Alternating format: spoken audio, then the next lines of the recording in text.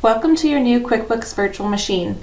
Anderson-Zermühlen Technology Services is here to help you transition to using your new machine. This video will explain the basics of your virtual machine, how to move your QuickBooks file, and how to reach out to our help desk if you have questions. What our virtual computer allows you to do from the user's point of view is the mobility to work anywhere you want from any device. You can log on to our system from your home laptop, from a hotel business center, from your tablet, from your Mac, and you can access your QuickBooks files with the exact same experience as working from the office.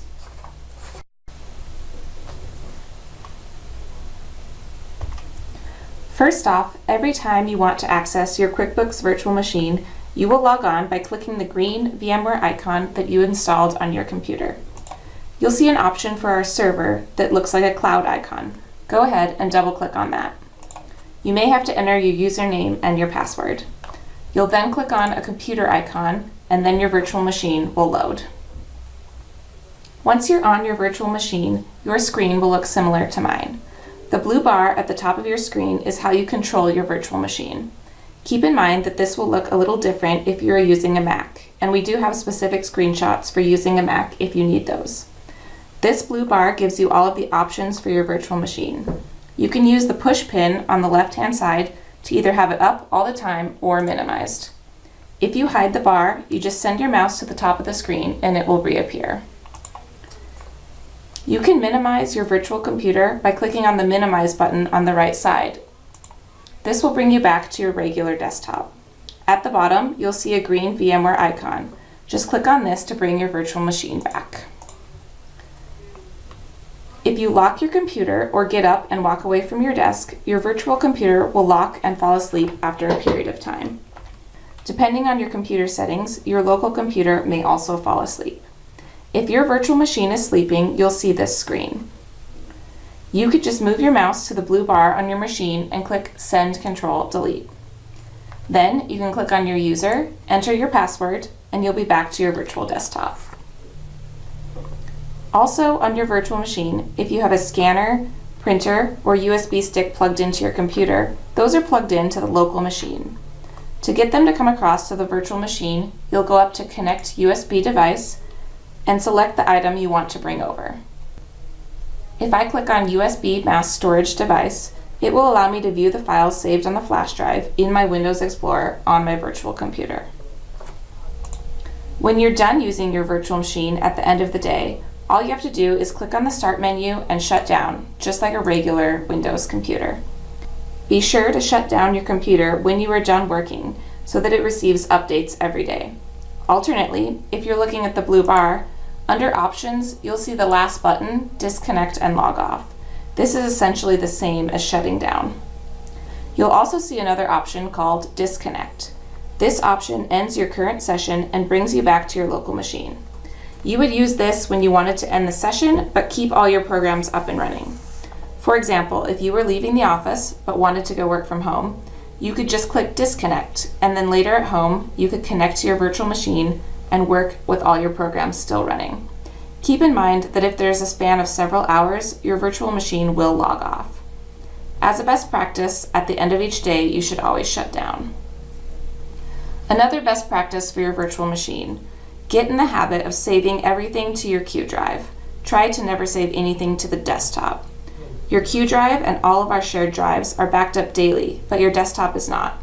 If we ever had to rebuild your computer, there's a good possibility that you'd lose any work saved to the desktop. One more tip. On your first day, your password was set to a standard password. To change your password, press Control Delete and change a password. If you don't change your password today, eventually your computer will prompt you to do so.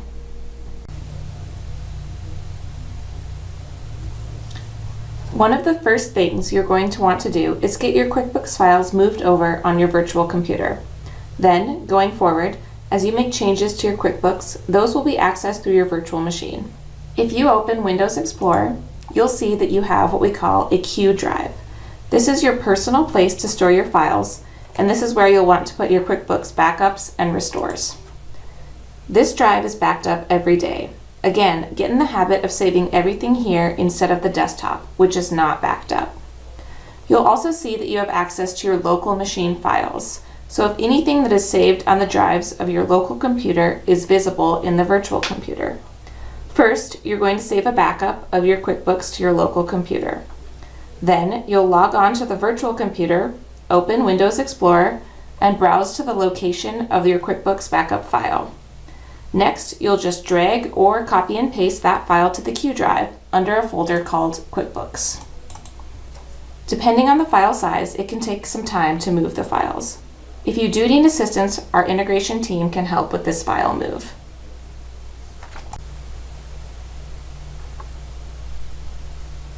Let's talk about support.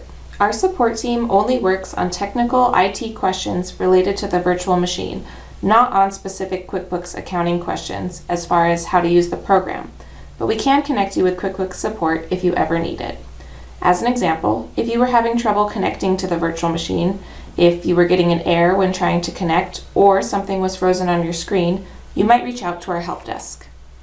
If something seems off with your virtual machine, for example, something is frozen or not responding, first, before you do anything else, disconnect and log off or shut down your virtual machine. This will help with items that are attached to your local computer, like speakers and flash drives coming into your virtual computer. Shut down first, then log back into the system to see if that resolves the problem. If that still doesn't work, you can restart your virtual machine. This helps with all of the hundreds of services your computer runs all the time. If one of them crashes, like the sound on your volume control, for example, all you would need is a restart. To restart, go to the Start button, click the arrow next to Log Off, and select Restart. This will take you back to your local desktop, and then you will need to wait a couple minutes before you can reconnect again. These two troubleshooting items can solve a lot of your problems. If you still have ongoing issues, you can submit a ticket to our AZTS help desk. We offer 3 different ways to submit a ticket. You can email, you can use our online support system, or you can always call. To submit a ticket through email, you will use the support@aztechnologyservices.com email. The subject line will briefly describe the problem that you are having. In the body of the email, put a good description of what your issue is and what steps you've already taken. Optionally, you can also add a screenshot, for example, if you get an error message. Once you hit send, your ticket is submitted and you'll receive an email back once your ticket has been assigned. One of our technicians will reach out by email or phone. Sometimes our technicians have to log onto your computer, and sometimes they can just fix it on our end.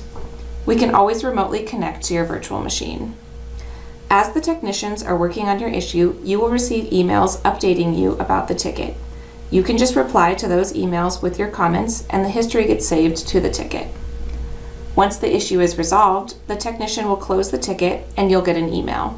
If you still have the issue, you can always reply back to that email and the ticket will reopen. Another way to submit your tickets, especially if you don't have access to email, is online. Our online system also lets you manage your tickets if you have more than one ticket. First, go to our website, which is na.myconnectwise.net/azworld. At this point, you'll be required to log in. Your login is your email address, and your password should have been emailed to you. If you do not know your password, you can use the Forgot Password link, or contact the help desk by email or phone to have them reset the password. Once you are logged in, you can click on Create Ticket and fill out the required information. Just like an email, be sure to write a good description of the issue and attach screenshots if they're necessary. Then, at the bottom, click Submit. Just like an email, you'll receive updates to the ticket as the technician replies. If you cannot submit a ticket in email, you may call the AZTS Help Desk. Our number is 833-447-3045. If our technicians are not available or on another call, just leave a detailed voice message saying your name, organization, phone number, and a description of the issue you are having.